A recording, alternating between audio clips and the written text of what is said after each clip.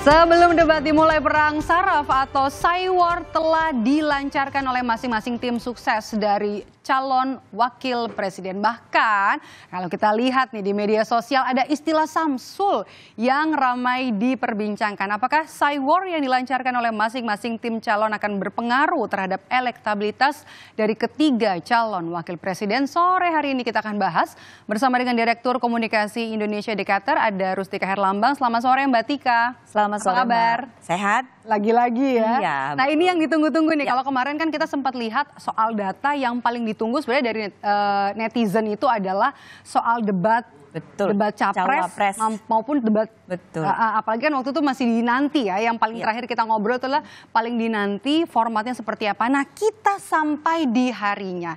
Dan yang paling banyak diperbincangkan ternyata adalah istilah Samsul. Samsul itu apa dan seberapa banyak diperbincangkan di media sosial? Ada data juga kita sore ini ya? Ya, jadi sebenarnya sore ini kan kita mau debat cawapres ya gitu. Ternyata dalam 2 hari itu terdapat 25.711 postingan. Jadi itu antusiasme menuju debat cawapres sudah mulai panas gitu kan.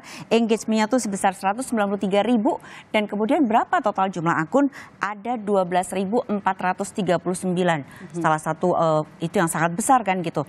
Nah, kalau kita lihat tadi ya Mbak, tadi kan bertanya gitu. Kira-kira apakah situasi perang itu sudah terjadi di media sosial?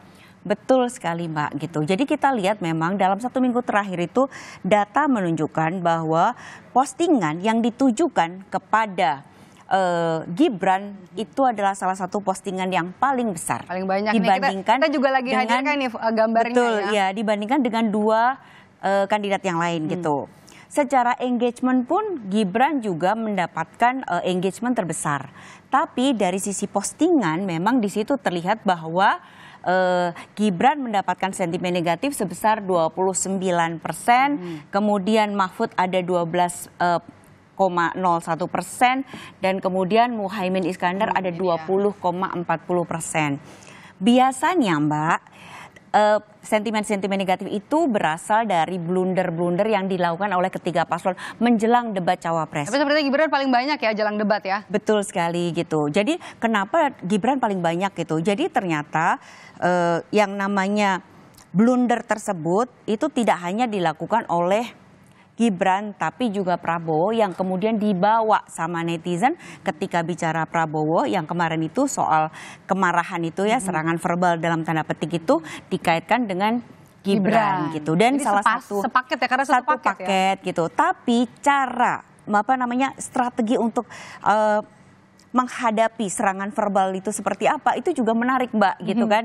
Kalau tadi kita lihat ya ada Samsul gitu ya, jadi trending topik gitu kan. Bahkan Samsul ini kepanjangan dari asam sulfat. Yang juga disebut Gibran ya? Disebut sebagai Gibran. Jadi kalau kita melihat sebenarnya dalam media sosial itu tidak ada sesuatu yang tunggal. Satu hal itu selalu terikat dengan teks-teks lainnya gitu. Artinya kalau kita tidak paham teksnya dalam konteks pemilu maka kita akan tidak paham apa itu Samsul, apa itu belimbing sayur misalnya seperti itu gitu loh. Nah, tapi apa sebenarnya yang dilakukan oleh Gibran terhadap hal ini? Dia bisa membaca, kan kita bicara soal Cywar ya gitu. Dia membaca bagaimana sih supaya kita bisa mendapat simpati dari netizen yang lain gitu terhadap serangan yang sifatnya verbal ini gitu. Dan apa yang dilakukan oleh Gibran? Dia menposting aja di dalam akunnya. X-nya ya? Samsul. Ya. Dan responnya tinggi, responnya sangat tinggi ya? Sekali, betul sekali. Dan itulah yang menyebabkan kita lihat nih, kita lihat datanya ya. Kalau yang warna biru ini adalah Muhaimin Iskandar, garisnya di sini. Kalau kita lihat yang merah ini adalah Mahfud MD, sementara yang kuning adalah Gibran Raka Buming Raka. Mbak boleh dijelasin ini kalau kita lihat ini kan dari periode 15 Desember sampai hari ini. Sampai hari ini. 22 Desember, betul sekali. Meskipun juga tadi sentimennya negatif, tapi kalau kita lihat angkanya tinggi ya, bahkan juga melonjak di tanggal 18 Desember 2023. Itu momennya kapan? Jadi sebenarnya ketika kita membaca dan strateginya itu seperti apa, kan kita bicara soal kubu ya. Kubu paslon dalam menghadapi serangan itu kan ada berbagai macam. Betul. Yang tadi itu saya sampaikan, jadi bagaimana kita menghadapi serangan itu supaya kita mendapatkan empati gitu. Betul. Kalau kita terbawa amarah, maka sentimennya akan negatif. Kalau itu negatif, maka akan memberikan vibes yang negatif pula di sekelilingnya gitu. Dan itu yang mengakibatkan kalau kita buka nextnya terkait dengan sentimen terhadap engagement, maka walaupun secara jumlah tadi postingannya tuh Gibran negatifnya besar, tapi secara engagementnya tidak tinggi. gitu. Tidak tinggi. Tinggi. Kita bisa lihat di next slide berikutnya. Oke, kita jadi lihat. antara Muhaimin dengan Gibran itu sama-sama di posisi 23% secara engagement sentimen negatifnya. Kita lihat satu-satu nih ya sebenarnya ya. Ini yang tadi ya, tanggapan netizen terhadap calon wakil presiden Muhaimin, Gibran dan juga Mahfud MD. Ya. Jadi kenapa Muhaimin ada 23.000 walaupun postingannya mungkin tidak terlalu besar karena di sini ada blunder kemarin yang terkait sama jalan tol. Yang kemudian diklarifikasi dalam tanda petik oleh Ridwan Kamil gitu. Dan isu itu mendapatkan engagement paling besar. Kenapa engagementnya tuh cukup besar? Karena Ridwan Kamil adalah seorang influencer. Jadi kalau kita mau bermain di media sosial ada strategi, Mbak. Jadi bagaimana siapa yang menyampaikan pesan itu juga jadi penting ya? Betul sekali. Yang menyampaikan pesan itu menjadi sangat penting gitu. Pesan apa yang disampaikan itu menjadi penting. Jadi kalau pesan apa itu juga tergantung pada konten kreatornya. Jadi kreativitas, inovasi, kecerdasan dalam mencerna itu menjadi sangat penting. Kalau sentimennya Gibran, kenapa negatifnya cuma 23%? Karena ada dukungan terhadap Gibran dari kubu-kubu yang sangat banyak itu gitu. Jadi mereka memberikan respon yang cukup positif bahwa kita yakin gitu loh, kita ada politik yang gembira dan sebagainya. Dan juga di Mahfud, kenapa dia paling sedikit sentimen negatif walaupun ada blundernya, itu terjadi karena Mahfud itu mendapatkan respon yang positif karena dia membantu ANS dan juga membantu terkait sama utang negara. Oke, kita akan lihat selanjutnya kalau dari sisi gender ya. Nah, kita mau lihat nih boleh data kita dari sisi gender nih, gender kategorinya nih. Kalau untuk masing-masing ini kalau nggak salah ini untuk Muhaimin ya. Itu untuk Muhaimin, ini untuk Gibran dan untuk Ganjar. Kita lihat satu-satu. Bukan Ganjar, Mahfud. Iya.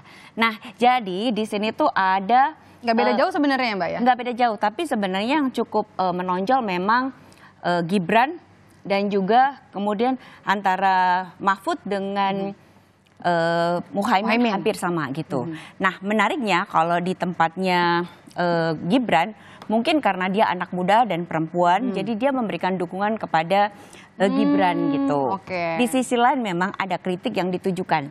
Nah menariknya ya fenomena terkait sama gender atau fenomena sentimen dari gender. Ini dalam konteks pilpres ya. Yang mendapat engagement paling tinggi perempuan itu biasanya dia lebih ke arah dukungan.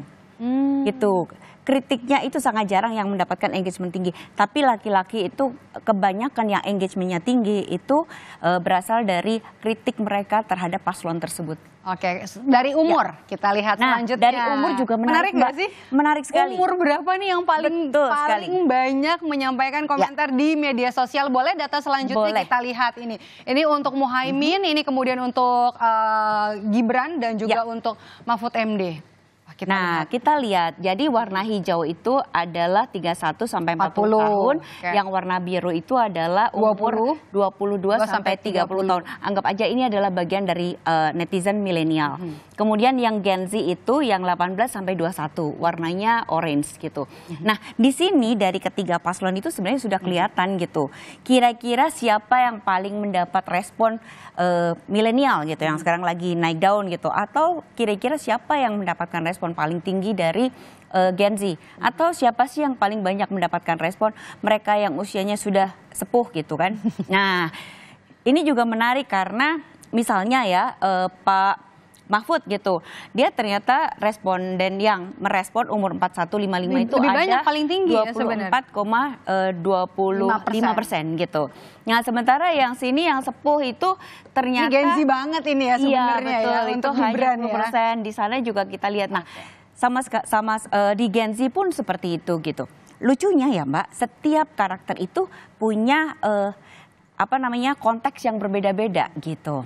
Jadi kalau kita lihat ini kan sebenarnya ada di media sosial ya, di dunia maya. Dan memang kalau misalnya kita lihat dari hasil Litbang Kompas kemarin jajak pendapatnya mengatakan kalau anak-anak muda ini tertarik untuk nonton debat cawapres dan bahkan juga ekonomi kerakyatan jadi hal yang paling ditunggu. Kita tunggu nanti seseru apa debat dari ketiga calon wakil presiden kita yang akan berdebat malam nanti jam 7 malam. Terima kasih Mbak Rustika sudah hadir di Rumah Pemilu.